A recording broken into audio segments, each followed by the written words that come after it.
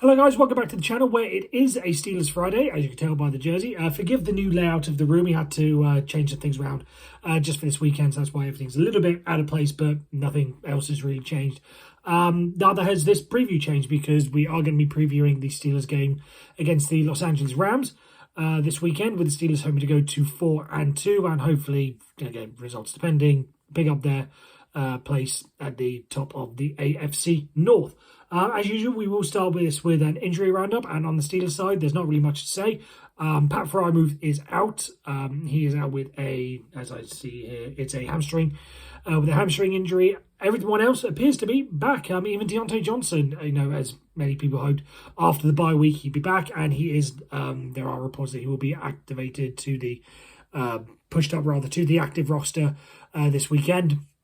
So he'll be back, as may Anthony McFarland as well. And on the Los Angeles Rams side of things, as I'll get everything, Ernest Jones, linebacker, questionable. Larrell Murchison, defensive tackle, out. Kyron Williams, running back, out. Ben Skowronek, wide receiver, questionable.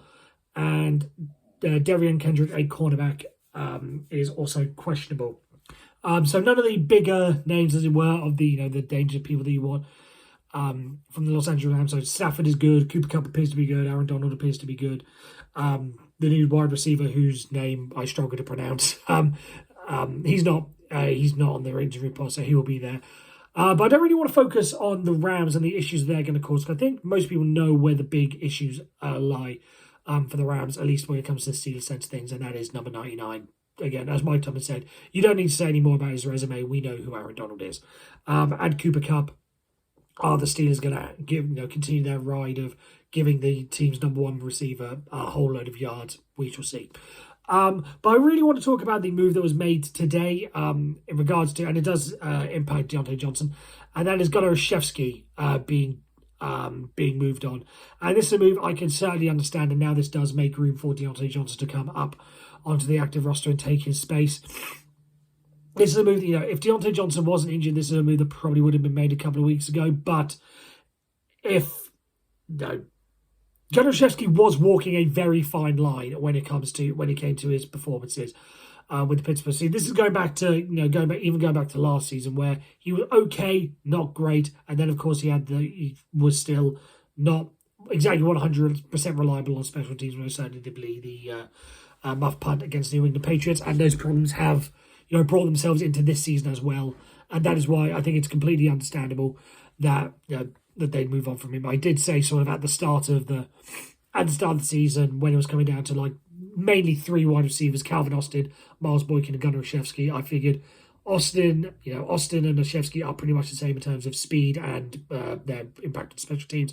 So that was going to leave Miles Boykin as the other one, and there was just a battle between these two. And I thought at the time Calvin Austin was going to be the one, and one way or another, that's how it's come about. So I'm going to say I'm not going to say it's a good thing that Gunnar Olszewski has gone. I never really want to see anyone, especially if it's Steelers, but unless they are catastrophically bad, I never want to see them cut. I always want to give players a second chance. So bit sad that Gunnar Olszewski's gone, but at the same time, I can understand why it's been made.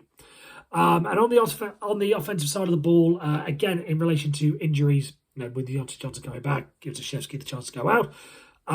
Someone going out in terms of Pat Freiermuth, and again, whilst I will never say I will never cheer for a Steelers player to be injured, I do think that there are some benefits to this, because I really want to see what Darnell Washington can do now. If they give him, it's a bit finicky with Connor Hayward and what his role is, but if you promote Darnell Washington to number one tight end for this weekend to start off with, and depending on Freiermuth's injury for the weeks coming up, I think this is really going to be a very, very good chance for us to see what he can do, especially if we are trying to establish the run game and repeat for him every single game so far this season. But getting a big blocker up front will certainly help us a lot, and also I really want to see what he can do in the passing game, specifically in the red zone.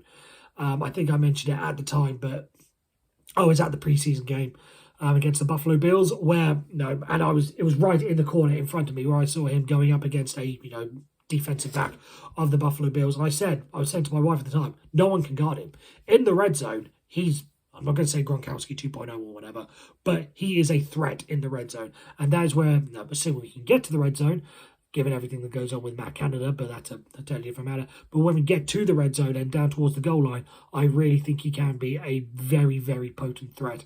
And if he can start taking those steps and, take this opportunity and, lean on and use it, then I really think we could have a very, very good tandem.